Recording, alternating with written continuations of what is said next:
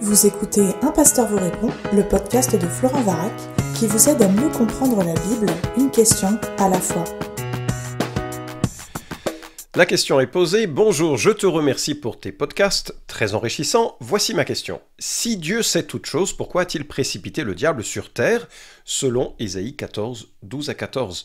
Je peux comprendre que le libre arbitre est un argument pour tout chrétien, concernant le fait qu'il se soit rebellé à Dieu, mais pourquoi le précipiter sur terre avec l'homme qu'il créera plus tard, alors qu'il l'a tant aimé ? Un grand merci et fin de la question. Alors écoute, merci pour ta question. Le texte que tu cites, je vais le lire et tenter de l'expliquer, mais je voudrais déjà dire d'emblée que je n'ai pas la même compréhension que tu en fais de ce texte. Comme tu le sais probablement, il faut toujours considérer le contexte d'un texte pour en déduire le sens et éviter les contresens. Donc, on va lire ce qui fait partie d'une série de poèmes dans cette section du prophète Ésaïe. Et je lis en Ésaïe chapitre 14 au verset 3 ce que Dieu dit. « Alors le jour où l'Éternel t'aura donné du repos, après tes fatigues et tes agitations, et après le dur esclavage qui te fut imposé, alors tu prononceras cette sentence contre le roi de Babylone et tu diras... » Et on fait une pause un instant. Nous sommes là donc dans un propos qui concerne Israël. Je rappellerai l'histoire d'Israël un peu plus tard dans ce podcast, mais Israël a connu un esclavagisme terrible, et Dieu dit, après toutes tes fatigues, après toutes tes agitations, après l'esclavage qui t'a été imposé, et après l'exil que tu as connu, tu prononceras cette sentence, et donc Israël, au temps de sa restauration, de sa rédemption, va s'exclamer le poème qui suit et que je vais continuer de lire. On est toujours en Ésaïe 14, je commence avec la moitié ou à la moitié du verset 4. « Quoi donc ? L'oppresseur n'est plus, la tyrannie a cessé, l'Éternel a brisé la massue des méchants, le bâton des dominateurs. Celui qui, dans son courroux, frappait les peuples, par des coups sans relâche, celui qui, dans sa colère, subjuguait les nations, est poursuivi sans ménagement. Tout le pays jouit du repos et du calme. On éclate en chants d'allégresse. Les cypresses même, les cèdres du Liban se réjouissent à ton sujet. Depuis que tu es tombé, le bûcheron ne monte plus contre nous. Le séjour des morts s'émeut jusque dans ses profondeurs pour t'accueillir à ton arrivée. Il réveille pour toi les défunts, tous les guides de la terre, il fait lever de leur trône tous les rois des nations. Tous prennent la parole pour te dire, toi aussi, tu es sans force comme nous, tu es devenu semblable à nous. Ta fierté a été précipitée dans le séjour des morts, avec le son de tes luttes. Sous toi s'étend une couche de vermine, et les vers sont ta couverture. Quoi donc, tu es tombé du ciel, astre brillant, fils de l'aurore. Tu es abattu à terre, toi le dompteur des nations. Tu disais en ton cœur, je monterai au ciel, j'élèverai mon trône au-dessus des étoiles de Dieu, je siégerai sur la montagne de la rencontre des dieux au plus profond du nord, je monterai sur le sommet des nues, je serai semblable au Très-Haut. Mais tu as été précipité dans le séjour des morts, au plus profond d'une fosse. Ceux qui te voient fixent sur toi leur regard, ils te considèrent attentivement. Est-ce là cet homme qui faisait trembler la terre, qui ébranlait les royaumes, qui réduisait le monde en désert, qui ravageait ses villes et ne relâchait pas ses prisonniers ? Tous les rois des nations, oui, tous sont couchés avec honneur, chacun dans sa maison. Mais toi, tu as été jeté loin de ton sépulcre, comme un rameau horrible, comme une dépouille de gens tués à coups d'épée, et précipité sur les pierres d'une fosse, comme un cadavre piétiné. Tu n'es pas réuni à eux dans le sépulcre, car tu as détruit ton pays, tu as tué ton peuple, on ne mentionnera plus jamais la race des méchants. » Fin de la lecture. Et je ne sais pas si tu as remarqué, il s'agit d'un poème qui s'adresse au roi de Babylone et avec tout ce qu'il représente. Et on a quelque chose d'assez étrange. Donc c'est écrit par le prophète Ésaïe, on est là au 8e siècle avant Jésus-Christ. Et dans cette section, il énonce plusieurs poèmes prophétiques à l'égard de différentes nations. Et donc, il s'agit ici de Babylone et du roi de Babylone, l'arc ennemi d'Israël. Et puis, l'arc ennemi de toute la spiritualité. La ville de Babylone est l'antithèse de la ville de Jérusalem jusque dans l'Apocalypse. C'est le lieu des sortilèges, c'est le lieu de l'indépendance de Dieu, c'est le lieu de l'autonomie où on rejette Dieu. Jérusalem étant le lieu où, au contraire, on adore Dieu et on essaye de vivre selon la grâce qu'il nous procure et selon l'alliance qu'il signe en son sang. Et donc, ce poème dit, en fait, ça va mal se terminer pour Babylone. Et même si, prophétiquement, Babylone va avoir une ascension phénoménale, spectaculaire, il y aura, conformément à la prophétie de Daniel 5, une chute de Babylone. Ce sont les Mèdes et les Perses qui environt la ville de nuit et la feront tomber sans coup férir.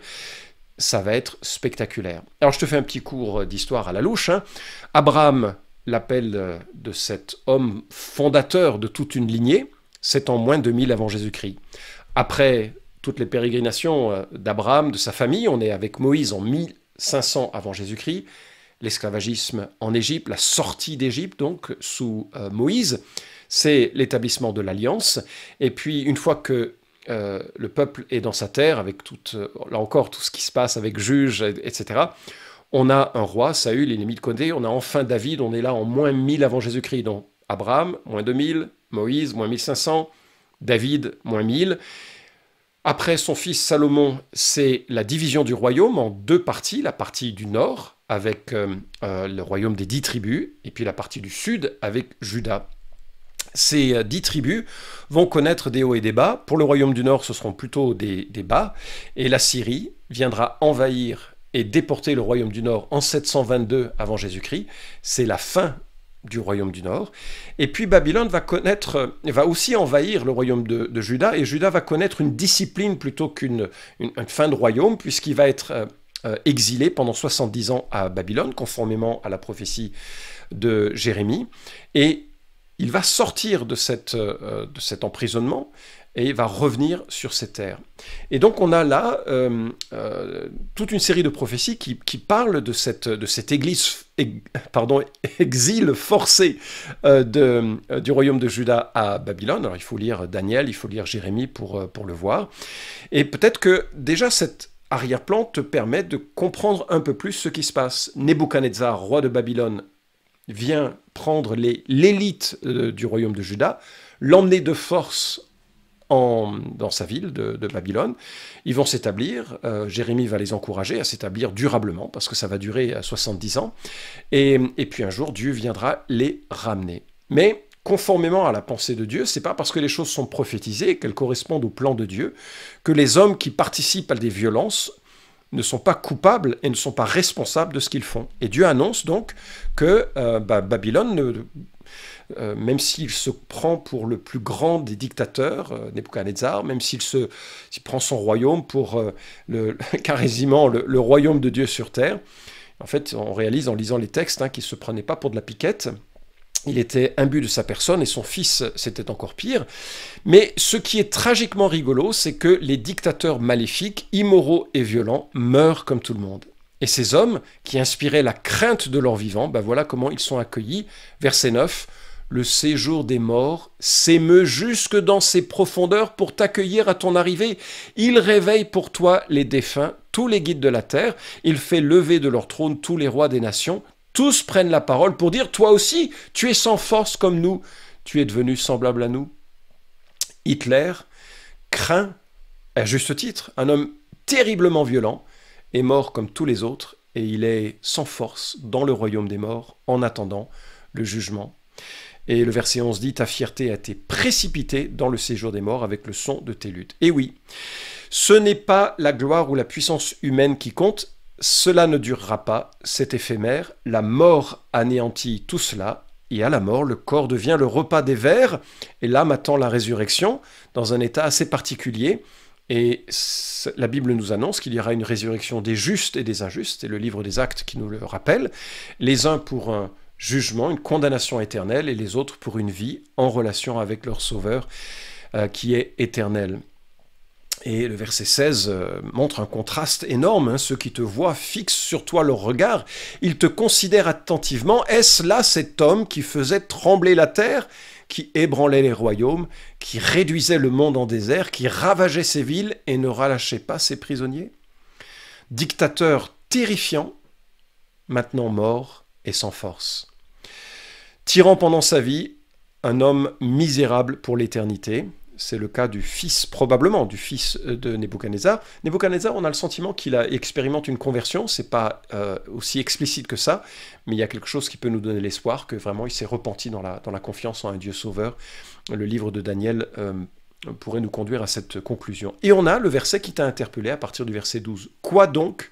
Tu es tombé du ciel, astre brillant, fils de l'aurore. Tu es abattu à terre, toi le dompteur des nations. Tu disais en ton cœur, je monterai au ciel, j'élèverai mon trône au-dessus des étoiles de Dieu.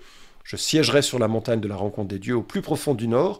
Je monterai sur le sommet des nues, je serai semblable au Très-Haut. Mais, verset 15, tu as été précipité dans le séjour des morts, au plus profond d'une fosse. » Alors c'est un texte très riche. Il y a essentiellement deux manières de le comprendre. La première consiste à y voir ici une poésie sarcastique d'un homme qui avait la folie des grandeurs, qui se prenait pour un astre brillant, un fils de l'aurore, et il se prenait pour un dieu, un immortel à l'image des étoiles, le jumeau soi-disant du Seigneur, mais voilà, il a été précipité dans une tombe.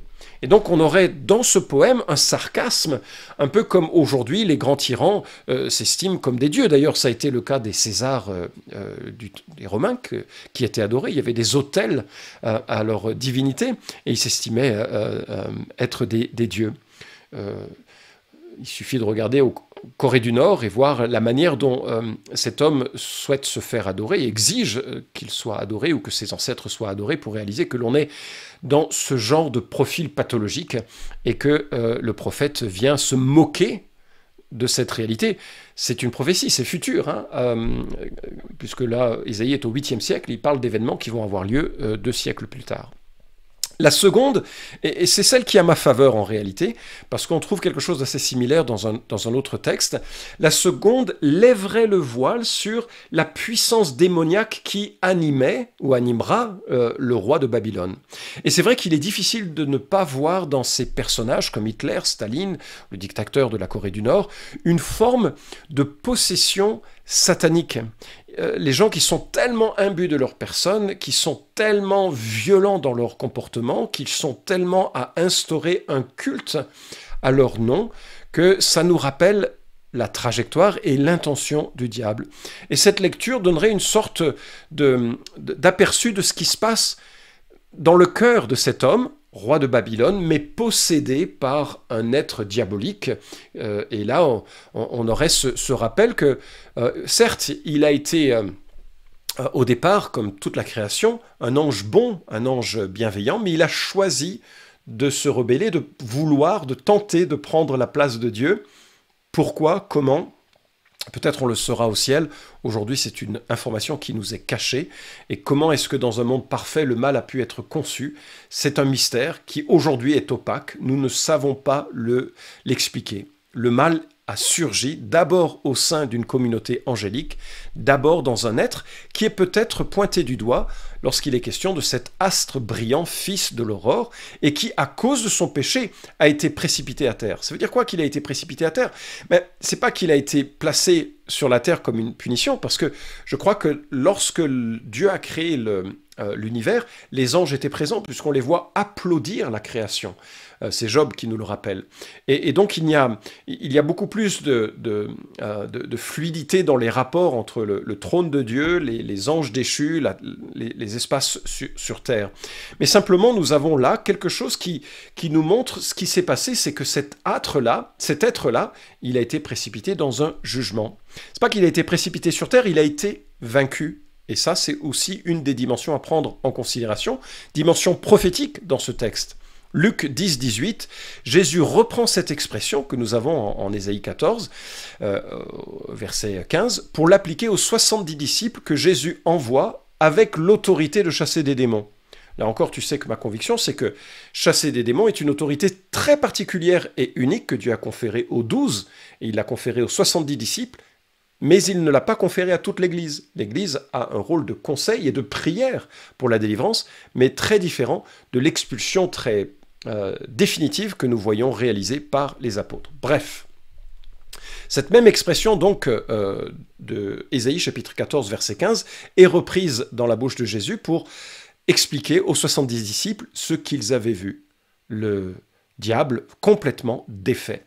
Et en fait, cette défaite, elle était annoncée en Genèse chapitre 3 verset 15. La Bible donne dès le début de la chute l'espoir que le mal que vient de susciter et d'engendrer le serpent serait un jour inversé. Pourquoi? Parce que de la descendance d'une femme, donc d'un enfant, viendrait celui qui écraserait le diable, mais qui en même temps se ferait tuer par ce diable. Alors on est là dans une perspective évidente de la croix de Christ, le Messie d'Israël, le deuxième Adam, le fils non seulement de Adam et Ève, et de Ève en quelque sorte, en la personne de Marie, le fils d'Abraham, le fils de David, celui qui accomplit les promesses messianiques, il va écraser le diable, et en fait, en écrasant le diable, il écrasera celui qui détient le pouvoir sur la mort, c'est-à-dire le diable. Quelle chute!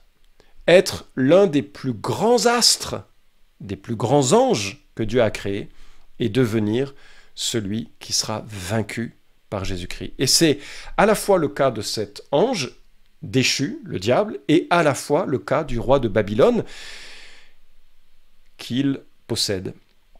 Alors, il faut réaliser que dans la Bible, il y a une grande histoire. On commence par un paradis en 2 chapitres, et on termine avec un paradis en 2 chapitres. Et il y a une trame principale qui concentre son attention sur le sauvetage de l'être humain par la rédemption, par le pardon des péchés qui est obtenu par Jésus-Christ qui meurt à la croix pour les pécheurs. Mais cette grande histoire, cette grande trame, elle a toute une série d'éléments et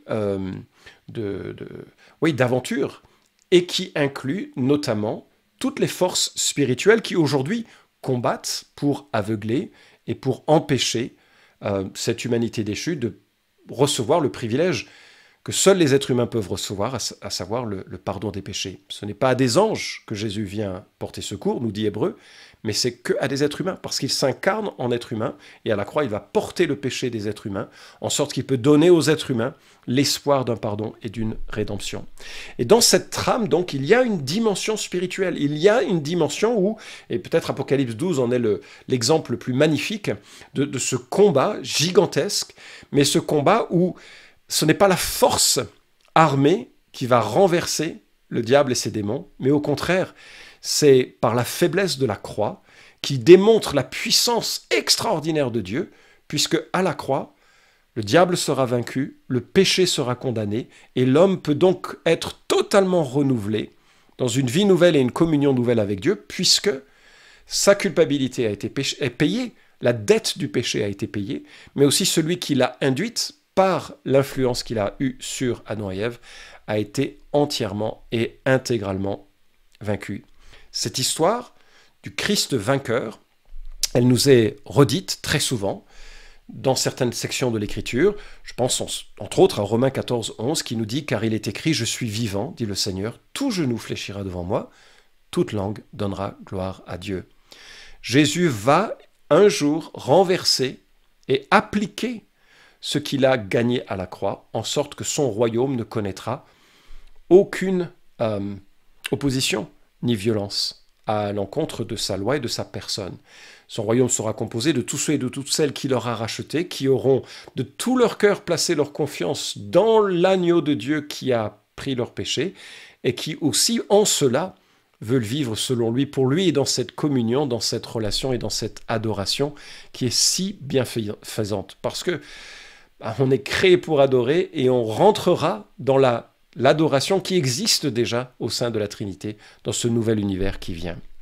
1 Corinthiens nous en parle ainsi au chapitre 15. Il nous dit « Ensuite viendra la fin, quand il remettra le royaume à celui qui est Dieu et Père, après avoir aboli toute principauté, tout pouvoir et toute puissance, car il faut qu'il règne jusqu'à ce qu'il ait mis tous ses ennemis sous ses pieds. Le dernier ennemi qui sera détruit, c'est la mort. » Fin de la citation. Alors, ça c'est une nouvelle excellente, et je crois que nous devons nous appuyer sur Ésaïe 14, non pas pour imaginer qu'à un moment donné, Dieu a envoyé le diable sur terre pour qu'il y fasse du mal, ce n'est pas l'idée, me semble-t-il en tout cas, mais plutôt que lorsque l'on fait face à des forces méchantes, démoniaques et violentes, il faut bien réaliser que un jour les choses seront inversées. Je sais que certains écoutent ce podcast dans des pays où les autorités sont violentes et terrifiantes. Dieu viendra juger. Les ennemis ont déjà été vaincus à la croix. Lorsque l'histoire humaine sera terminée, Jésus viendra établir son règne. Le contraste entre ceux qui aujourd'hui sont sur les sommets, avec la corruption et la violence qui leur ont permis d'être là, et le jugement qu'ils vivront pour l'éternité sera spectaculaire. Alors pour nous qui sommes au contraire de ceux et de celles qui bénéficient de cette rédemption, je ne peux que terminer qu'avec Colossiens chapitre 1, qui nous dit avec joie, rendez grâce au Père, qui vous a rendu capable d'avoir part à l'héritage des saints dans la lumière. Il nous a délivrés du pouvoir des ténèbres, et il nous a transportés dans le royaume de son Fils bien-aimé, en qui nous avons la rédemption, le pardon des péchés. Nous n'avons pas à craindre un combat de ce genre. Il a été vaincu, cet adversaire à la croix. Il a été précipité, cet adversaire. Il a été lié d'une manière qui nous permet d'anticiper avec bonheur l'instauration de son règne.